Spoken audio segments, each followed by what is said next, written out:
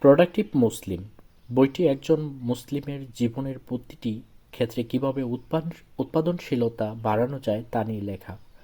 লেখক মোহাম্মদ ফারিস এখানে ইসলামী শিক্ষা, আধুনিক বিজ্ঞান ও ব্যক্তিগত উন্নয়নের উপর ভিত্তি করে বিভিন্ন কৌশল তুলে ধরেছেন। বইটার মূল বিষয়বস্তু হল: ১. উৎপাদনশীলতার মূলনীতি।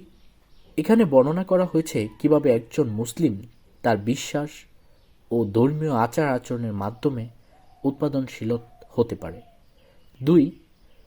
শারীরিক উৎপাদনশীলতা, সুস্থ জীবনযাপন, সঠিক খাদ্যাভ্যাস, নিয়মিত ব্যায়াম এবং পর্যাপ্ত ঘুমের গুরুত্ব আলোচনা করা হয়েছে। ৩. মানসিক উৎপাদনশীলতা, মানসিক স্বাস্থ্যের যত্ন, মনোসংযোগ বাড়ানোর কৌশল, স্ট্রেস ম্যানেজমেন্ট ইত্যাদি বিষয়ে আলোচনা করা হয়েছে। ৪. আধ্যাত্মিক উৎপাদনশীলতা, নিয়মিত ইবাদত, কোরআন পাঠ, দোয়া ও অন্যান্য আধ্যাত্মিক অনুশীলনের মাধ্যমে আত্মশুদ্ধি ও মনোযোগ বৃদ্ধির উপায়। ৫. সময়ের সঠিক ব্যবহার, সময় ব্যবস্থাপনার বিভিন্ন কৌশল, প্রাধান্য নির্ধারণ এবং পরিকল্পনা করে কাজ করার পদ্ধতি।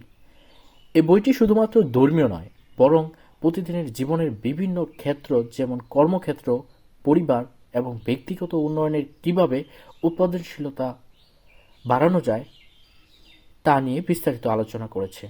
লেখক বিভিন্ন বাস্তব জীবনের উদাহরণ ও কেস স্টাডির মাধ্যমে বইটি সহজ ও প্রাঞ্জল উপস্থাপনা করেছেন।